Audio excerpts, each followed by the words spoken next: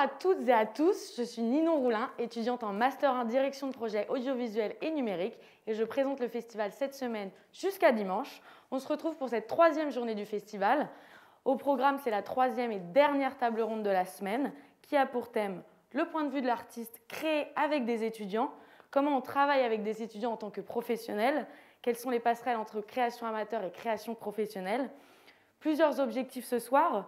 Comprendre la relation entre artistes et étudiants, comment les artistes encadrent les étudiants amateurs, en quoi ce travail de transmission vient nourrir leur création professionnelle et connaître aussi le rôle d'intermédiaire joué par l'espace culture. Pour échanger à ce sujet, mes invités de ce soir sont Alice Leblanc-Laroche. Bonsoir. Bonsoir. Bonsoir. Vous êtes artiste sérigraphe et c'est la 3e année que vous encadrez l'atelier dessin et sérigraphie proposé par l'Espace Culture. Votre travail de création en tant qu'artisan d'art est intimement lié à votre engagement dans la transmission auprès de publics très divers. Vous nous en direz plus ce soir. Laurence Andréini à Lyon, bonsoir. Bonsoir. Vous êtes metteur en scène du théâtre Amazon et intervenante à l'université depuis une vingtaine d'années dans le cadre de la masterclass théâtre. Création et transmission sont indispensables pour vous. La masterclass que vous proposez est un laboratoire d'expérimentation grâce à laquelle les étudiants peuvent s'exprimer et créer. Vous nous en direz aussi plus tout à l'heure sur le rôle que vous avez. Et notre dernière invitée, Solène Gros de Belair, directrice adjointe de l'Espace Culture de La Rochelle Université. Bonsoir. Bonsoir. Vous soutenez la présence des artistes à l'université à travers plusieurs actions, dont la mise en place d'ateliers artistiques. Vous nous expliquerez en quoi cette présence est essentielle et comment elle permet la création de projets interdisciplinaires.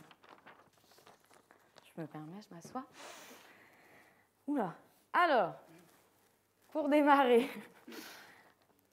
pouvez-vous tout d'abord, Alice et Laurence, en tant qu'intervenantes, nous raconter votre première expérience d'atelier avec un public non professionnel? Si vous voulez commencer, Alice.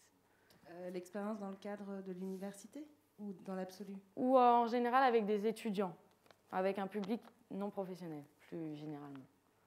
D'accord. Donc là, les étudiants de l'université en l'occurrence. C'était quoi la question du coup? Votre première expérience, le souvenir de votre première expérience. Beaucoup d'étudiants autour de ma table de création et essayer de capter le regard de chacun, sachant qu'après on allait tous être les mains dans la pâte et dans l'encre. Donc c'était surtout ça, une espèce de... À l'époque c'était possible, on était tous les uns collés aux autres. Et pour vous, Laurence, quel est votre premier souvenir?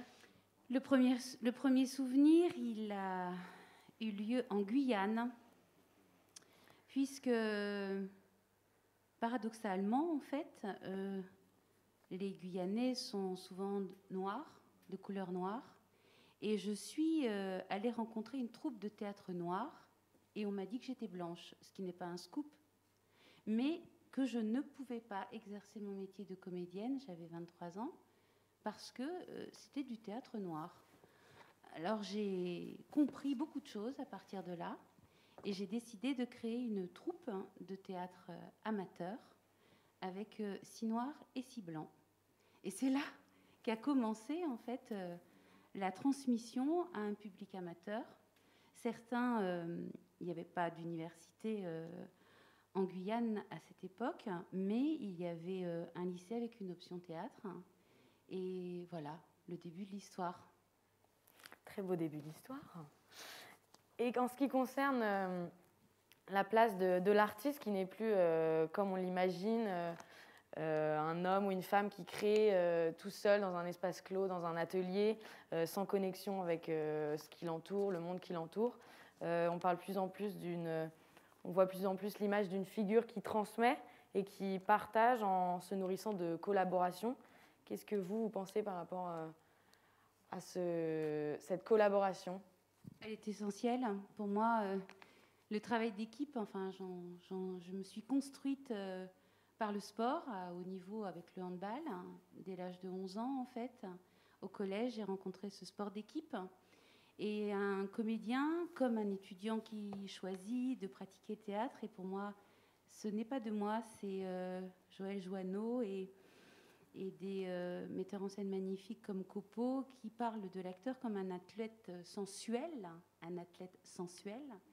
Et dans cet axe, on va dire, performatif, il s'agit d'envoyer la balle, de la recevoir et de la transmettre. Et l'équipe, le groupe, la dynamique du groupe, la création vraiment avec l'autre, la rencontre de son altérité, c'est l'essentiel, l'essence même de l'art. Non. Oui, et en ce qui concerne pour vous la collaboration, qu'est-ce que ça représente pour vous, Alice? Moi, j'ai du mal à mettre des mots comme toi, Laurence, dessus, parce que ça fait 25 ans que je pratique ce que je fais, et ça fait 25 ans que je transmets je transmets d'une façon ou d'une autre. J'ai commencé par des ateliers à l'époque de photo argentique dans des colonies de vacances et dans les centres de loisirs. Ensuite, j'ai fait toutes sortes de choses vraiment auprès de toutes sortes de publics, et ça a toujours été complètement lié. Par contre, il y a toujours d'un côté la pratique personnelle et ensuite la pratique collective, et tout ça s'infuse et s'interpénètre en permanence. Donc, que ce soit quand moi je transporte tout mon matériel et que je vais faire découvrir des choses à plein de publics différents, ou que j'accueille des publics dans mon atelier où il y a des collections en cours, des cadres avec les dessins que je suis en train de faire, les couleurs dont ils se servent, qui sont les miennes, etc. Ensuite, moi, je me sers de leurs couleurs. Ça, c'est quelque chose de très simple, mais c'est vraiment ça, par exemple. On pourrait dire que la couleur, c'est le symbole. Moi, j'en fais, ils s'en servent, et eux, ils en fabriquent, et moi, je m'en sers. Et donc, après, tout est comme ça. Donc, par exemple, à l'atelier, je suis dans un atelier collectif, le collectif Pousse, et on a fait une grande bibliothèque collective avec tous les livres qu'on accumule depuis 20 ans.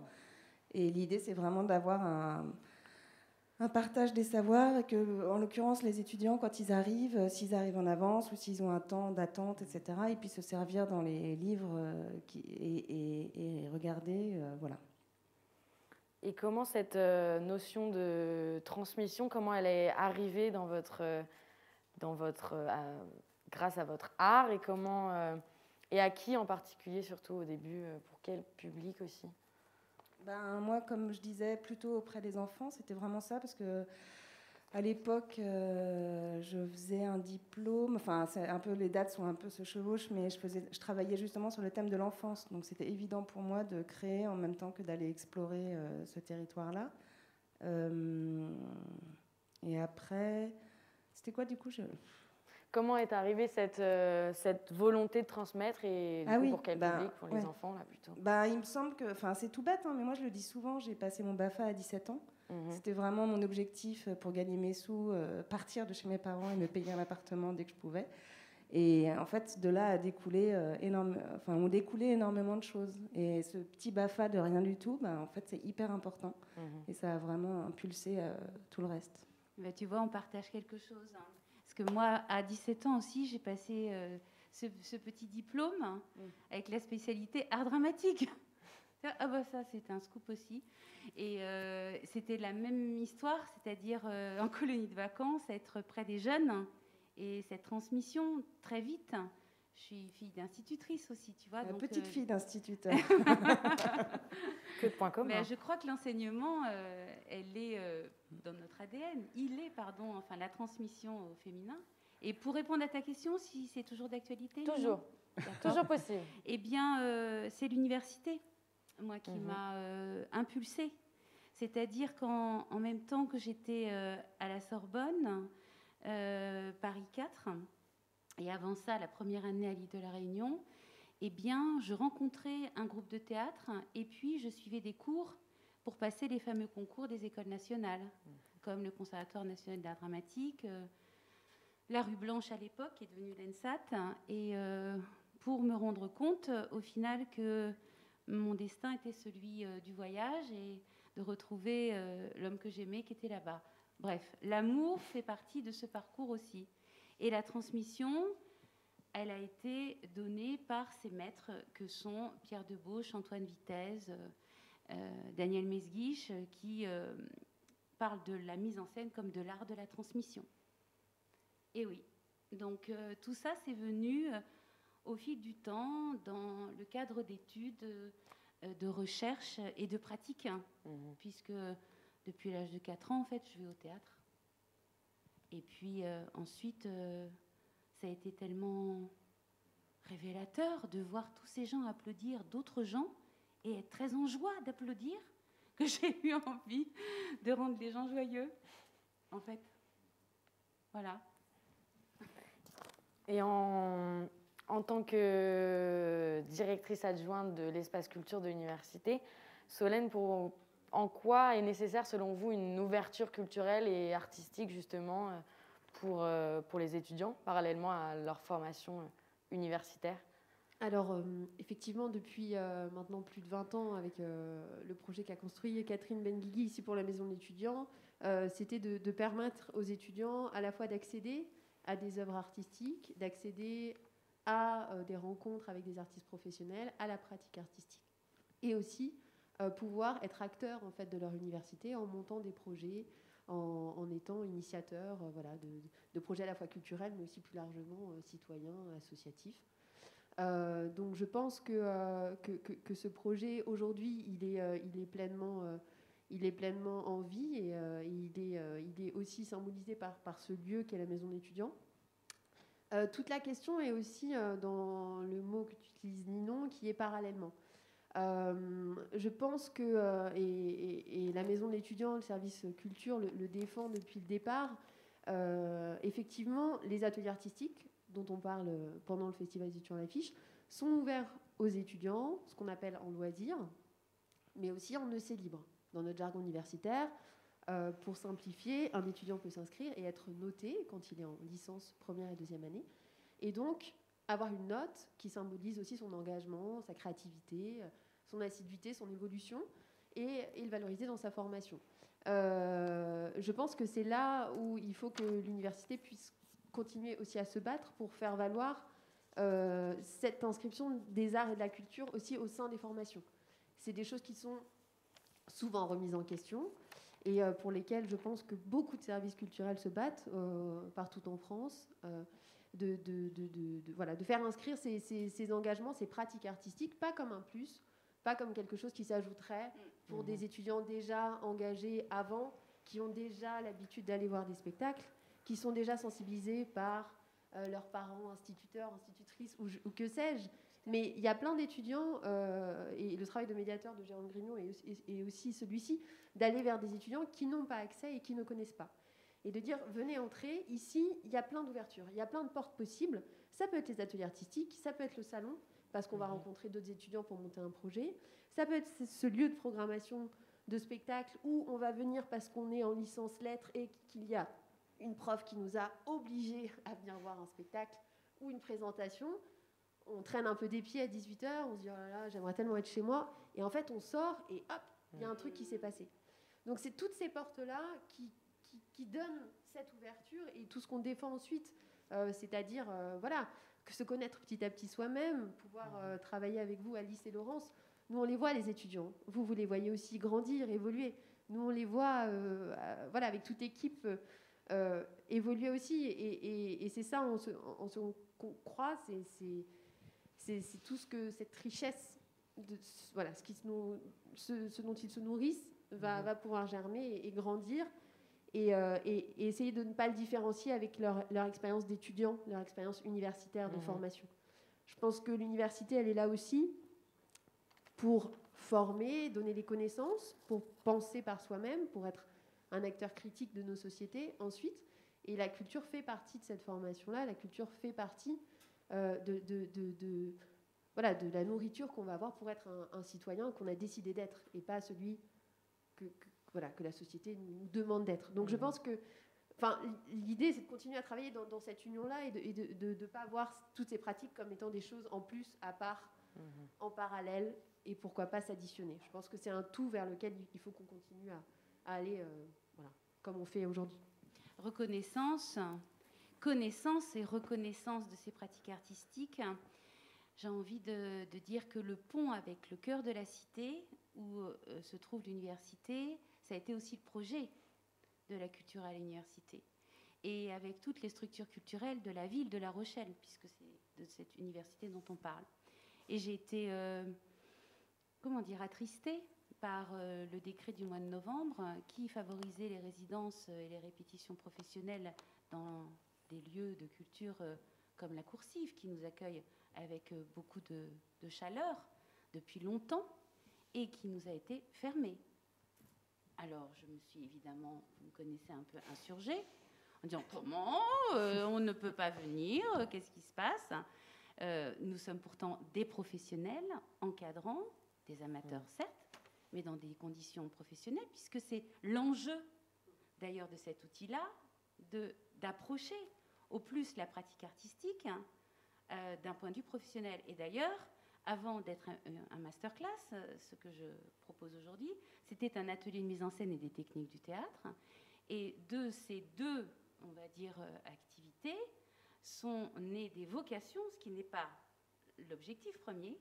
Et plus de 150 étudiants aujourd'hui sont devenus professionnels en 25 ou 26 ans. C'est pas du tout l'enjeu premier. Mais il se trouve que ça déclenche des vocations, comme certainement des gens qui se rendent compte qu'ils adorent de la sérigraphie et c'est aussi ça qu'on se doit d'accompagner. Donc le lien avec la cité, il est d'autant plus fort que la connaissance et les savoirs qu'apporte l'université, dans ces lieux-là, les ponts de la reconnaissance, sont indispensables pour qu'on puisse, dans une forme de matricialisation, être unis. Ok.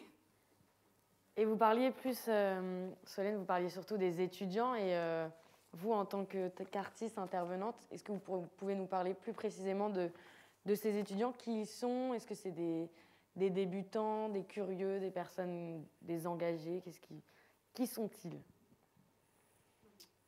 De mon côté, c'est des étudiants qui ont une pratique du dessin souvent présente, pas secrète, mais intime, vraiment intime. Et parfois, il arrive qu'effectivement, en 3 ans, pour ces étudiants-là, il y en a qui décident après de se professionnaliser là-dedans. Et du coup, moi, toute la place d'un atelier collectif et d'un atelier professionnel, ils voient aussi que c'est possible de vivre de ça, comment on travaille. Moi, parfois, il m'est arrivé d'aider pour des books. Là, j'ai une demande de stage ou des choses comme ça. Après, c'est des profils très, très variés, comme toi, je pense, Laurence, mais qui sont curieux et qui sont heureux aussi d'aller dans un... parce que moi, la particularité, c'est qu'ils vont dans un atelier extérieur. Enfin, ils vont dans le mien, quoi. Donc, ils sortent complètement, ils changent de quartier. Ils arrivent dans un milieu, justement, complètement professionnel, où il y a une céramiste et 2 illustrateurs graphistes. Et c'est vrai que il me semble, d'après ce qu'ils ont dit et ce que j'ai pu voir, que ça les bouge complètement, en fait. Et tout en même temps, tout en n'étant pas dans un rêve, puisqu'on est, je veux dire, on est ancré professionnellement, on travaille. Souvent ils arrivent, on est en plein projet, les autres travaillent, il y a même des rendez-vous, etc. Donc sur le profil des étudiants eux-mêmes, c'est très varié. Sur les 3 années, je ne pourrais évidemment pas dégager un profil en particulier. Ce qui est sûr, c'est qu'il y a une pratique intime, et je trouve que ce qui est intéressant aussi, parce que du coup, c'est vraiment des profils. Les profils qui dessinent ne sont pas des profils qui font du spectacle. Ça, c'est très clair. D'ailleurs, comme moi, je déteste être sur scène, c'est vraiment... voilà. Et cette histoire d'exposition, il y a eu aussi des démonstrations de sérigraphie, ils ont collé des choses, etc. aussi. Et c'est vraiment... c'est chouette de les voir s'ouvrir comme ça. Enfin, c'est ce que toi, tu dois voir, Laurence, tout le temps. Mais... Oui. Enfin, c'est-à-dire qu'avec le lycée Valin, qui est le lycée spécialité théâtre de La Rochelle, là encore, le pont... J'en parle, Solène, parce que dans la masterclass, chaque année, il y en a que j'ai eu en terminale et qui arrivent. Gaël Lardy, par exemple. Mais Simon, qui a été un étudiant aussi, qui a proposé l'année dernière une mise en scène, Wendell, le PSEC, enfin, il y en a, voilà, on ne va pas tous les citer, ils sont nombreux. 2, 3 par an, Julia, enfin bon. Et ça aussi, c'est essentiel, c'est-à-dire que l'éveil de l'éducation artistique au lycée fait le lien avec l'université. Et les parcours à l'école. Les parcours à l'école. Proposés par le service culturel, les parcours artistiques, c'est pareil pour moi. Et le collège, et dans les plus petites classes, quand effectivement on n'a pas la famille qui amène l'enfant au théâtre, eh bien l'éducation nationale est là pour ce relais. Et c'est vrai que souvent, quand on parle d'éducation artistique et culturelle, le terrain de l'université peut être parfois un petit peu oublié quand on parle de ces politiques-là au niveau national, alors qu'en fait, l'université est aussi ce lieu-là. Et souvent, on s'arrête un petit peu à la marge du lycée ou le parcours scolaire un petit peu obligatoire, alors qu'en fait, ça continue. Ensuite, hier, on avait Sarah Hamdani, qui est chez toi, Laurence, pour la masterclass, et qui nous racontait ce parcours-là, effectivement, de pouvoir suivre depuis ces petites dizaines d'années et de pouvoir continuer à l'université. C'est un chemin de vie, en fait. C'est en ça que c'est pas parallèle à ce que les étudiants vivent. Ça fait partie de leur vie. De leur construction, si bien que cette année, je suis très surprise, mais chaque année est différente. Ils ont une très longue pratique théâtrale. Je ne sais pas si c'est la désignation masterclass qui donne une espèce de, je ne sais pas, de prérequis nécessaires. En tout cas, j'ai constaté depuis plusieurs années que leur pratique débute au collège, pour la plupart. Et cette année particulièrement. Alors, c'est pas pour autant, on n'est pas là à obtenir un résultat ou un niveau. Il ne s'agit pas du tout de ça. Parce qu'ils sont, de toute façon, en construction. Et même s'ils ont 7 ou 8 ans de théâtre, ils arrivent avec une sensibilité à fleur de peau, parfois totalement faillée, cabossée, et on ne repart pas de zéro. Mais je veux dire, le parcours, il est le même qu'avec des gens qui n'en ont jamais fait ou qui en ont fait beaucoup. C'est pas ça l'enjeu. Je voulais ajouter aussi sur la question des profils. Nous, ce qui nous intéresse au sein de l'espace culture, c'est quand on voit tous les inscrits, c'est de voir aussi un petit peu les proportions par faculté et par pôle d'enseignement. On peut avoir cette idée un petit peu reçue que finalement la culture intéresserait principalement les étudiants de la Flash, donc lettres, plutôt sciences humaines, sciences sociales. On a pu le voir là sur les tables rondes avec les étudiants qu'on a reçus. C'est pas le cas du tout. Bon, je vais pas vous donner les proportions en pourcentage là, mais ce que je veux dire, c'est que des étudiants en physique-chimie, en biologie, ils sont là aussi et ils sont tout aussi intéressés que des étudiants en lettres, comme on pourrait croire qu'il y en a plus, par exemple, dans le théâtre. Je pense que c'est aussi là que cette ouverture-là se joue, au-delà des disciplines, au-delà des formations. C'est cet espace de rassemblement, de possibles, entre disciplines, et qui sont des vrais espaces de ressources et de création, qui sont, à mon avis, essentiels quand on est étudiant et même plus tard. Et leur demande est différente, c'est-à-dire que on peut très bien avoir un étudiant qui arrive, je me souviens de Maxence l'année dernière, en Master 2, c'est plus possible pour moi de ne pas avoir de volume à ma voix quand je fais un exposé. J'ai décidé que c'était plus possible. Moi, je dis bienvenue, Maxence, on ne sait pas si on va trouver du volume cette année, mais bon, voilà. Et puis autrement, c'est justement parce qu'ils ont un parcours très long et qu'ils ont envie de cultiver en fait leur rapport à l'art et continuer à apprendre. Et d'autres, il y a un problème de bégaiement, il y a des choses tout à fait différentes qui nous rassemblent. Et justement, le fait de travailler avec des étudiants, qu'est-ce que ça a de différent par rapport au fait de travailler avec des personnes professionnelles? Comment est-ce que vous voyez votre rôle et votre exigence par rapport à ça? Tu veux dire par rapport à des personnes professionnelles, comme quand on travaille, je ne sais pas moi, pour le Greta Métier d'Art, où je forme des gens à devenir designers textiles ou tout ça? Oui.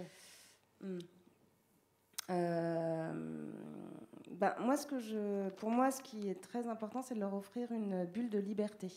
Ce qui, là, par rapport au confinement, était particulièrement judicieux, puisque c'était la seule fois où ils pouvaient sortir de la semaine. Donc, il y avait quand même Laurine. À chaque fois, je lui disais, mais tu veux pas mettre un tablier pour pas tacher tes vêtements? Ah ben non, c'est la seule fois où je m'habille, au contraire. Donc, ça montre bien à quel point c'était quand même... en plus, voilà, ils peuvent enfin sortir. Et donc, alors, moi, ce que j'aime bien, c'est vraiment leur laisser beaucoup de liberté. J'aime bien aussi travailler sur des projets collectifs. Et en même temps, ce que je trouve intéressant, par exemple l'an dernier, on avait travaillé par rapport à l'expo Climat-Océan au musée maritime. Donc on avait pensé à un calendrier tous ensemble que je montrerai justement tout à l'heure. Et ou l'année d'avant, il y avait eu des concours pour faire l'affiche du festival, l'affiche du spectacle de clown, l'affiche du spectacle de danse. Voilà, il y a à la fois cette espèce de grande bulle de liberté, ils arrivent avec leurs dessins. Il n'y a évidemment, bien sûr, aucun jugement sur la qualité du dessin, ça sera plutôt comment on va le mettre en œuvre, quelle couleur on va utiliser, quel support, est-ce que tu vas le répéter, qu'est-ce que tu vas en faire, une collection ou juste one shot, etc. Et ça, d'un côté, et à un moment, dans les 6 mois, il y a un moment qui est presque plus professionnalisant, sans enjeu évidemment financier, donc ça reste léger. Mais il y a toujours, par ailleurs, cette histoire de travail collectif. Enfin, il y aurait plein de choses à développer, mais voilà, en gros, c'est ça. Mais l'enjeu qui est principal, c'est justement cette pression que l'on peut ressentir au niveau professionnel, où tu as une deadline qui est, voilà, tu livres ton travail, et il y a eu les sous pour. Là, il ne s'agit pas, justement, l'espace de liberté, il est que le résultat, il n'y en a pas. Si ce n'est que le chemin pour chacun, il est celui qui convient à chaque personne de développer au fil du temps et de son évolution. Donc, j'y ai répondu un peu en partie hier à cette histoire d'exigence. Je peux y revenir parce que l'exigence, pour moi, elle est la même, mais je suis la même personne avec des professionnels et avec ces étudiants. Et pour autant, l'espace du travail n'est pas le même. Le temps et l'espace ne sont pas les mêmes.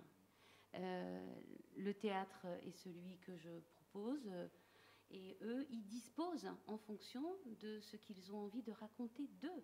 L'idée, c'est au mieux d'aller trouver chez chacun, dans l'observation, ce qui pourrait les amener à ouvrir leurs fenêtres sur le monde. Quand tu dis que, Alice, ça me parle beaucoup, que tu proposes, par exemple, un enjeu, qui est voilà, une affiche pour le festival. Enfin, nous, à cet endroit-là, on va proposer, enfin je dis nous, moi en l'occurrence, maintenant je me parle au pluriel, tu vois, eh bien la relation épistolaire. Donc on a cette proposition d'axe, on va dire de ligne de fond, de souterrain, dans lesquels ils vont, comme Ariane, pardon, mais aller à la rencontre de leur monstre, savoir le dompter ou alors le tuer pour mieux grandir. Là, on est chez Oedipe. Hein. Allez, du Minotaure, on est passé vers Oedipe. Et en même temps, c'est les origines. Et à partir de là, construire. C'est marrant ce que tu dis, parce que moi, en fait, il y a aussi une histoire d'imprégnation de la culture. Là, tu es en train de parler, tu cites des trucs que plein de gens ne connaissent pas forcément. Et avec toi, petit à petit, ils connaissent, ils apprennent. Et moi, c'est pareil, en fait. C'est ce que je disais aussi sur cette histoire de bibliothèque collective. En fait, on est là, on se pose. Moi, j'ai l'impression d'être un peu comme une espèce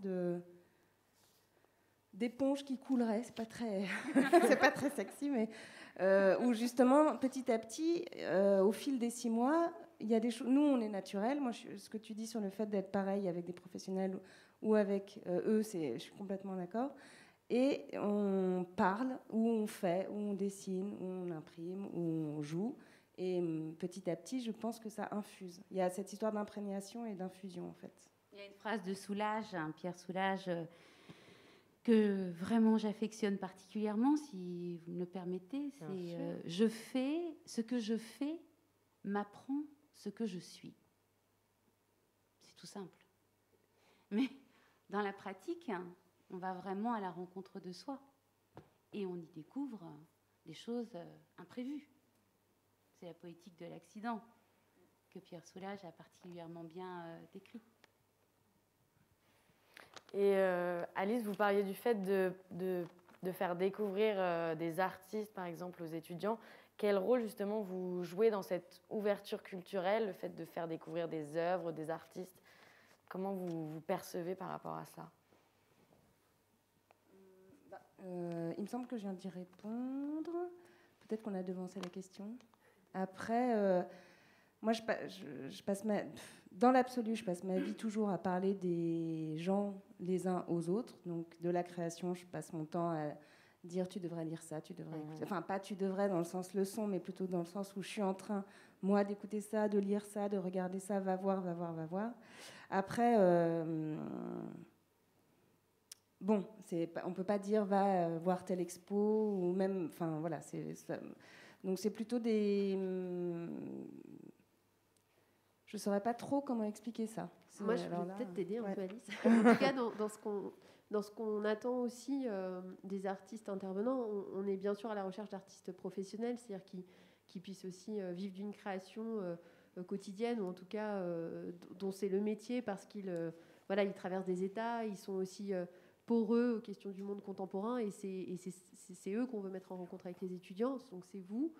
Et je pense que cette question du rôle que vous jouez, il y a aussi la possibilité de transmettre et de ce mot un peu de pédagogue qu'on emploie peut-être beaucoup dans nos jargons un peu scolaires universitaires, mais c'est d'avoir envie aussi de donner, d'ouvrir des livres, de donner accès.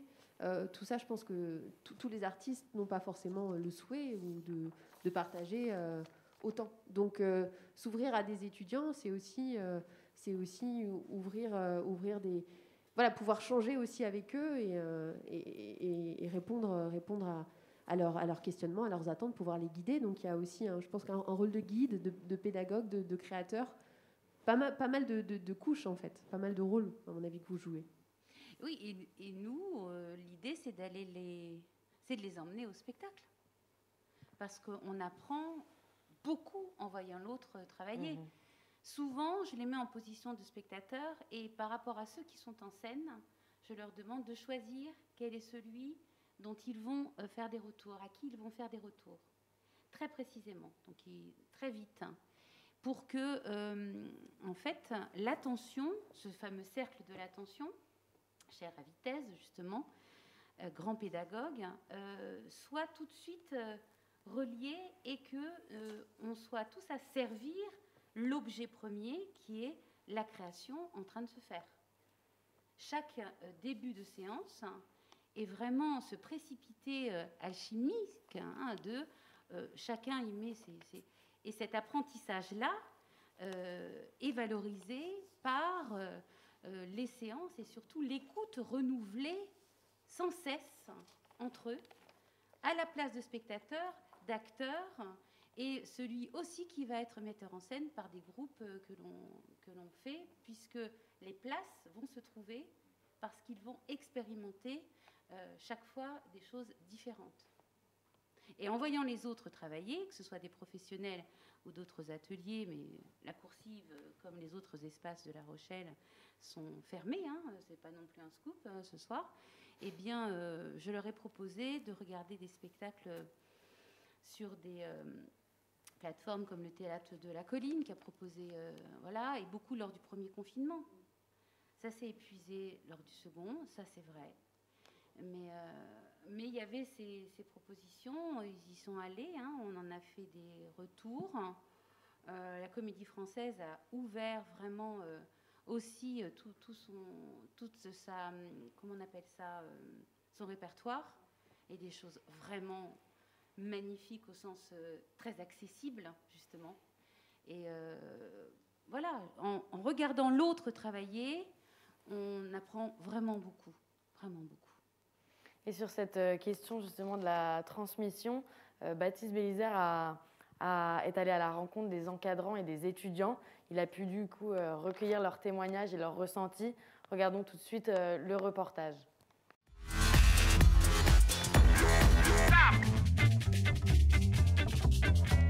Je m'appelle Jean, mon nom d'artiste c'est Jean du Voyage et je propose un atelier Scratch et MAO, musique assistée par ordinateur, dans les studios de la Sirène. Eh bien, c'est l'occasion de rencontrer la nouvelle génération, de pouvoir transmettre aussi ma passion et comme j'ai commencé en étant beaucoup plus jeune, c'est une façon aussi pour moi de retrouver ces premières sensations de découverte. Et le fait aussi, dans le contexte, que ce soit un moment un petit peu privilégié importants en tout cas, qui nous permettent de faire autre chose et de penser à autre chose au moins le temps d'un atelier. Moi je suis Marie Montero, je suis photographe moi-même et l'atelier c'est un atelier de pratique photo. Je pars déjà de ce qu'ils font eux. Je regarde ce qu'ils font, je leur donne très peu de direction. J'aime bien voir l'expression de chacun, la personnalité de chacun. Et ce qui m'intéresse, c'est ça, c'est de cultiver la personnalité et leur singularité et de chacun, sans qu'ils se copient ou qu'ils regardent, qu'ils soient trop inspirés des autres. Ce qui me tient à cœur, c'est ça. C'est de les accompagner dans ce qu'ils ont à dire, en photo en tout cas. Alors moi, je m'appelle Noluen et je suis en première année de LEA Parcours Amérique à La Rochelle. Et moi, je m'appelle Marion, je suis une ancienne étudiante qui a fait sa licence de LEA anglais-chinois à La Rochelle. Et on est toutes les deux, on fait partie toutes les deux du masterclass théâtre de Laurence Andréini à la fac. Le fait qu'on ait vraiment la possibilité d'explorer ce qu'on recherche, Laurence va nous donner une piste, va nous donner un projet. Et vraiment, elle va beaucoup nous écouter si on a des idées ou des projets autres qu'on veut intégrer. Vraiment, on a la liberté totale de faire ça. Et ça, personnellement, c'est vraiment quelque chose que j'apprécie. Alors, je m'appelle Raphaël Lemauve, je suis auteur, comédien. Et là, j'anime l'atelier écriture théâtrale dans le cadre des activités culturelles de l'université. Moi, je crois vraiment à la transmission. Voilà. Que les gens qui ont une expérience, qui ont un savoir, qui ont des souvenirs, ça doit se partager avec les gens qui ne savent pas. Et mettre en jeu ma pratique d'auteur, pour moi, c'est très intéressant parce que je sais comment ça se passe, je sais comment ça fonctionne, mais est-ce que je suis capable de l'expliquer à d'autres? Voilà. Et ce que je trouve intéressant, c'est si je ne suis pas capable d'expliquer ma pratique à d'autres, je pense que j'ai un problème avec ma pratique. Voilà. Enfin, en tout cas, moi, c'est ce que je pense. Après, les autres, ils en pensent ce qu'ils veulent, mais en tout cas, ça m'a fait remettre en cause ma pratique, ça m'a fait l'interroger, ça m'a fait l'expliquer d'une autre façon, voilà. Et parfois me l'expliquer à moi d'une autre façon et de me dire « Ah oui, en fait, je pourrais aussi faire comme ça. » Voilà. Et les étudiants, ça me donne aussi un bain de jeunesse. Voilà. Et j'ai appris tout un tas de références sur la culture des vingtenaires que je n'avais pas auparavant. En ce qui concerne votre atelier de sérigraphie, Alice, très récemment, les étudiants de votre atelier ont affiché leur création dans les rues de La Rochelle. Selon vous, quel impact peut avoir l'art dans l'espace public et comment vous voyez la présence de l'artiste justement dans cet espace public, dans des lieux? Bon,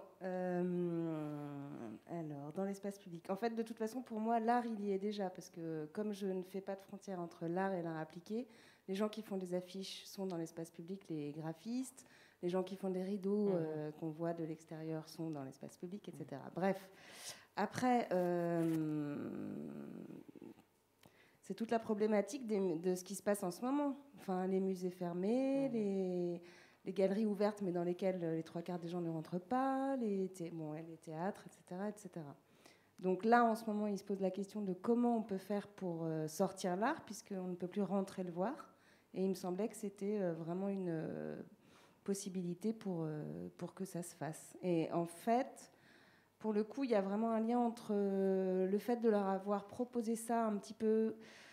C'était inspiré aussi par le travail des colleuses, sur les féminicides. Et finalement, c'est là où c'est intéressant parce que ça va... moi, ça m'a amené d'autres choses. En ce moment, on se demande justement comment pouvoir continuer à exposer à La Rochelle et ailleurs. Et je pense que ce qui a été initié avec les étudiants sera continué par ce qui se passe dans la lutte. Bref. Dans toutes les villes de France en fait, parce que c'est pas juste d'occuper les théâtres, c'est aussi de trouver une solution.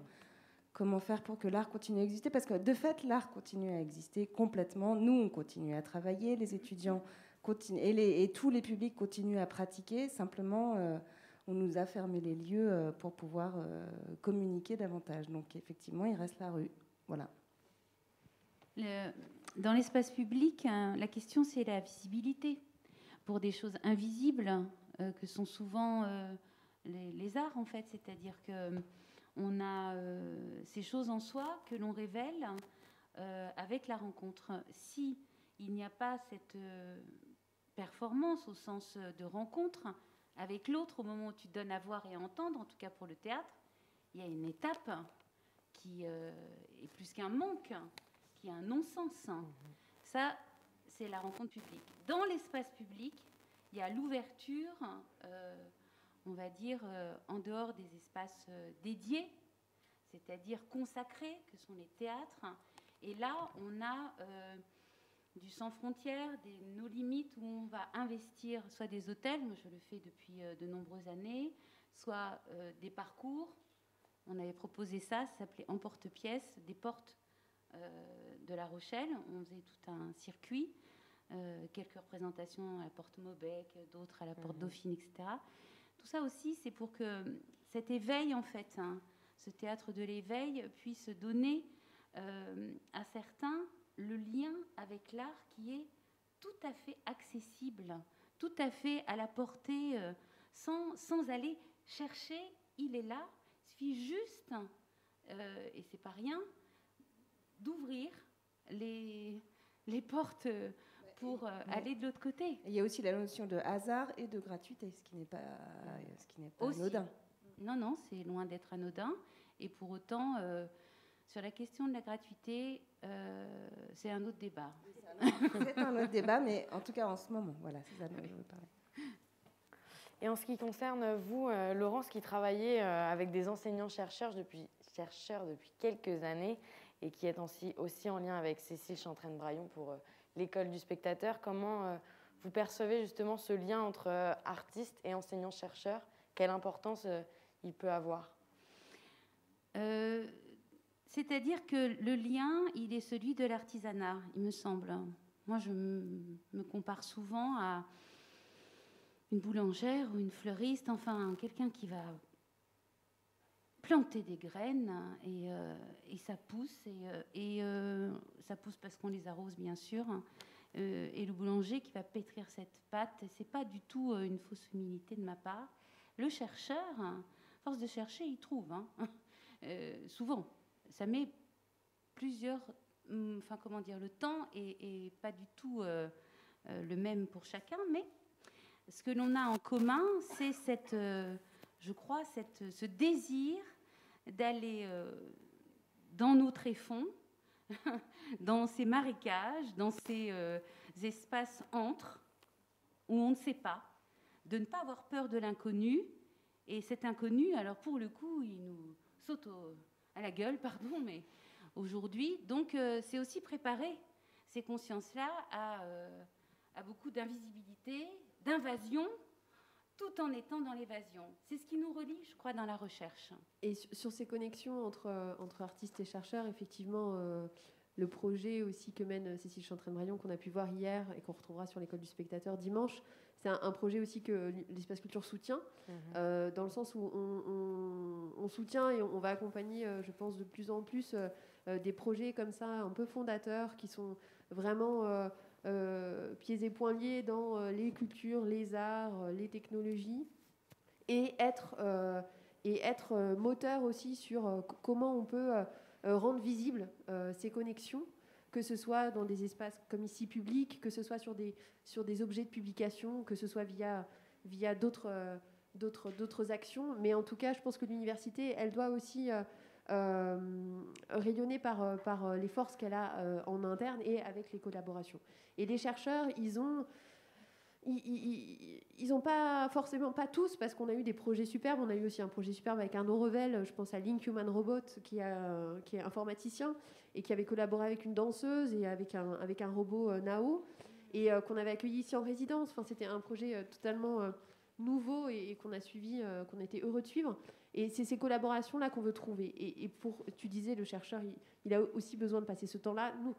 Nous aussi, en fait, on a besoin de passer ce temps-là à aller rencontrer les chercheurs et de voir quelles affinités on peut créer avec les artistes qu'on connaît ou plus largement quand on lance des appels à projets avec des artistes d'ailleurs qui pourraient être intéressés. Et ensuite, nous, notre rôle, ça va être de rendre visible tout ça et de montrer que l'université, sa force, elle est aussi là, elle est dans ses collaborations interdisciplinaires, interprofessionnelles, et que le monde de la culture, c'est un monde professionnel, c'est un monde socio-économique, et qu'il compte tout autant que tous les autres toutes les autres professions ou tous les autres acteurs sociaux. Et l'apprentissage que l'on propose dans ces ateliers différents, il est valorisé quand un étudiant arrive dans je ne sais pas, comment ça s'appelle, un entretien d'embauche, l'aisance qu'il va avoir, la plasticité créative qu'il aura de présenter son CV, j'en sais rien, toute cette plus-value en fait de ce qu'apporte l'art, ce supplément dont on parle d'âme, mais il est archi précieux parce qu'il en fait des êtres curieux et singuliers, et c'est ça qui va les différencier des autres. Et je crois que c'est important en fait. Et en parlant justement de ces collaborations, je vous avais demandé d'apporter un objet qui symbolisait justement le travail commun, la collaboration entre notamment ici artistes et étudiants. Est-ce que vous pouvez en parler justement de l'objet que vous avez apporté ? Donc moi j'ai apporté justement le calendrier qui avait été fait l'an dernier dans le cadre de l'exposition Climat-Océan. Alors à montrer, ça va être assez... Tu as besoin d'aide, Alice. On est là pour soutenir. Alors effectivement, tenir le micro et parler, ça va être compliqué, mais en gros, je peux les mettre là. Je ne sais pas comment les caméras vont pouvoir les montrer. Je peux les tenir ? Je peux te les passer ? Avec grand plaisir. Vous les passez ? Bien sûr. Merci. Donc voilà, j'ai apporté ceux qui me restaient, mais disons qu'il y avait une vingtaine d'étudiants, non, il y avait 11 étudiants qui avaient fait justement tous les mois de l'année. Et comme il n'était que 11 et qu'il y a 12 mois, j'en avais fait un. C'était aussi intéressant du coup, ce qui était intéressant, c'est que moi, ça m'avait amené aussi à créer, à être exactement au même niveau qu'eux, c'est-à-dire à illustrer un mois. Voilà. Donc là, j'ai pas tout amené parce que j'ai pas tout gardé. Enfin, disons qu'ils sont partis avec. Mais voilà, et je vous dis même pas lequel est le mien d'ailleurs. Ah. Dommage. Surprise. Et d'ailleurs, ce qui est intéressant, c'est qu'il y a une partie des tirages qui sont partis à l'université de Brest dans le cadre d'une exposition qui a été organisée par les étudiants de Brest. C'était sur, justement, j'en avais parlé à la maison de l'étudiant, sur toujours cette question de climat et d'océan, d'écologie, etc. Je n'ai pas les bons termes, mais peu importe. Et en fait, ces créations voyagent. C'est-à-dire que là, en ce moment, elles sont exposées à Brest. Et les étudiants de Brest, de l'université de Brest, vont essayer de faire voyager cette exposition. Et où il y a aussi bien les travaux des étudiants que les travaux d'artistes professionnels ou des travaux de scientifiques. C'était aussi cette idée un petit peu comme toi, Laurence, de mélanger recherche et art. Alors moi j'ai rapporté un catalogue qui est né de la collaboration il y a quelques années, je ne sais plus la date ici, mais c'est un projet qui m'a marqué, qu'on n'a pas forcément nous en tant qu'espace culture, mais là je parle au sens pour l'université plus largement, dont on fait partie bien sûr. Mais ce projet en fait il était né d'une collaboration entre Laurent Vidal qui est chercheur ici au CRHIA à l'Université de La Rochelle et qui travaille sur les territoires de l'attente, qui est chercheur en histoire contemporaine, et qui a travaillé avec Asaf Shoshan, qui est un photographe, dont ses photos sont notamment achetées par le Centre national d'art contemporain, entre autres, et une collaboration qui a été soutenue par le Centre Intermonde. Et en fait, Laurent Vidal travaille sur ce qu'il appelle les territoires de l'attente. Je le laisserai en parler sur un autre événement certainement. Mais est né de cette rencontre en fait une collaboration et des espaces en fait qui se sont rencontrés, qui ont pris sens. Et le travail de recherche de Laurent Vidal a pris sens aussi quand il a découvert ce travail d'un photographe. En fait, ils se sont rencontrés un peu de manière, je pense, complètement hasardeuse, en tout cas en regardant le travail. Laurent a dû découvrir le travail d'Assaf Shoshan. Et ils ont pu se rencontrer à La Rochelle, notamment, dans d'autres lieux sur la planète. Mais voilà, je ne sais pas si c'est très opportun de montrer ça. Mais voilà, c'est une idée aussi d'objet que nous, on peut accompagner, réaliser, d'objets qui signifient et qui montrent ces collaborations-là, qui existent partout en France, partout ailleurs, et qui ont vraiment beaucoup de sens sur nos territoires. Localement, à La Rochelle, quand on travaille en partenariat avec des structures culturelles comme le Centre Intermonde avec qui on peut collaborer, c'est là que notre travail est intéressant en tant qu'interface et en tant qu'espace qui va soutenir ces rencontres, ces inspirations, et comment on peut les matérialiser et comment on peut aussi faire rayonner l'université par ces échanges intellectuels, artistiques, et où tout est mêlé. Voilà, c'était mon souvenir. Et pour vous, Laurence? Alors, Ninon, quand tu m'as posé la question, eh bien, j'ai l'objet, en fait, que je souhaite servir depuis quelques années, c'est le rien. C'est-à-dire qu'avec Alice, par exemple, Alice au Pays des Merveilles, de Lewis Carroll, dans son procès, à la fin, elle dit « Je ne suis rien ». Ça a été une révélation quand j'avais 10 ans, et... avec les étudiants, on a travaillé le conte d'Alice. Et cette phrase que je leur confiais de Fernando Pessoa, qui est « Je ne suis rien et je porte en moi tous les rêves du monde ». Et donc je me suis dit, l'objet, c'est le rien. Et à ce moment-là, je me suis mis à chercher les livres qui m'avaient marqué, profondément marqué. Et je suis tombée sur le théâtre des idées d'Antoine Vitesse, avec... le volume sur l'école, le volume sur la scène, et puis l'espace vide de Peter Brook, où justement, à partir du rien, du vide, se construit tous les possibles. Et puis Ariane Mnouchkine, qui a été fondatrice dans Ma personnalité, L'acteur invisible de Yoshi Oida, ou même L'acteur flottant, du même grand acteur japonais qui nous donne des pistes précieuses, méditatives, mais aussi d'incarnation. Declan Donnellan, L'acteur et la cible. Et à chaque fois que j'ouvrais ces livres, je tombais sur une phrase absolument incroyable d'Ariane Mnouchkine. Il y a des moments où il faut le courage du vide. Il ne faut pas chercher à le combler. J'ai employé un très mauvais mot tout à l'heure en vous parlant à vous les acteurs. Pousser plus loin. Non, il faut se laisser aller jusqu'à l'extrême, se laisser conduire par l'autre. Je dis, vis, reçois, laisse-toi faire, laisse-toi venir, ne pousse pas.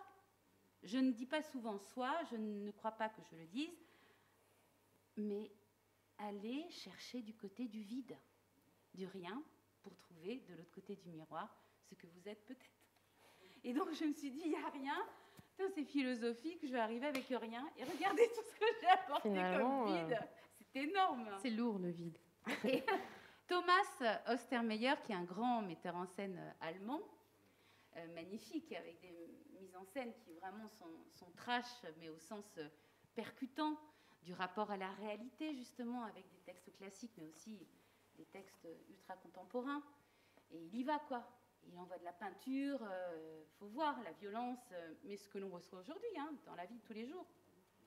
Il dit, mettre en scène, c'est avant tout pour moi une question de regard. Il faut un objectif, et je dirais même froid, un regard froid pour observer les acteurs au travail, car le metteur en scène doit se méfier de ses propres sentiments et des idées qu'il projette sur scène. Mais il faut aussi, au contraire, un regard chaud sur les acteurs. Il faut leur donner la force, les mettre en confiance. Et puis il faut partir de rien. Donc je me dis, ça y est, encore le rien, le vide. Bon, c'est le rien. Et j'arrive avec du livre. C'est parfait. Merci beaucoup en tout cas d'avoir partagé vos expériences, ces objets, ce rien, ce vide. C'est maintenant, pour clôturer la table ronde, c'est le making of, une vidéo qui a été réalisée 100% par les étudiants pour nous montrer les coulisses de leurs ateliers. Voici donc le making of.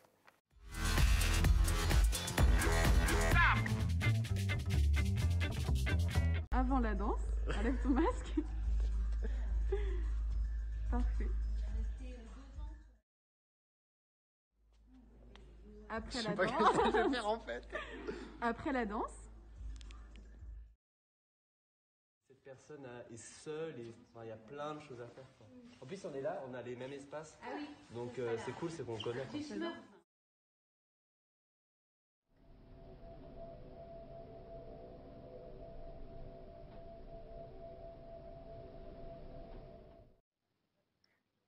Par contre, les filles, il va falloir qu'on y aille. Il est 18h. Oh merde!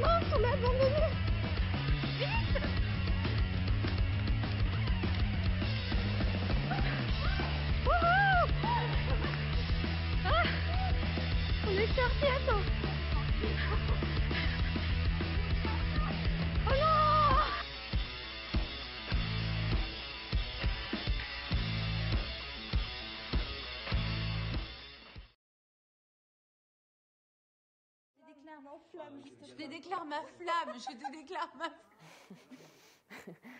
Je vous remercie pour votre présence sur cette dernière table ronde de la semaine. Merci Alice Leblanc-Laroche, merci Solène Gros de Bel-Air. Merci Milo. Merci Laurence Andréini à Lyon. Merci à toi. Merci beaucoup. Vous pourrez retrouver l'exposition des créations des étudiants de l'atelier sérigraphie demain à midi en vidéo sur les réseaux sociaux de l'université. Et la deuxième partie de la représentation de la pièce « À chacun son utopie » par les étudiants de la masterclass théâtre, mise en scène par Laurence, dimanche à 17h. Et on se retrouve à 20h pour le live show Théâtre Burlesque avec des sketchs et improvisations guidés par Cécile Knibeli-Porterfield et Aurélien Ploquin, intervenant pour l'atelier Théâtre Burlesque. À tout à l'heure. I won't ever fight to dance. I'm just like that fish.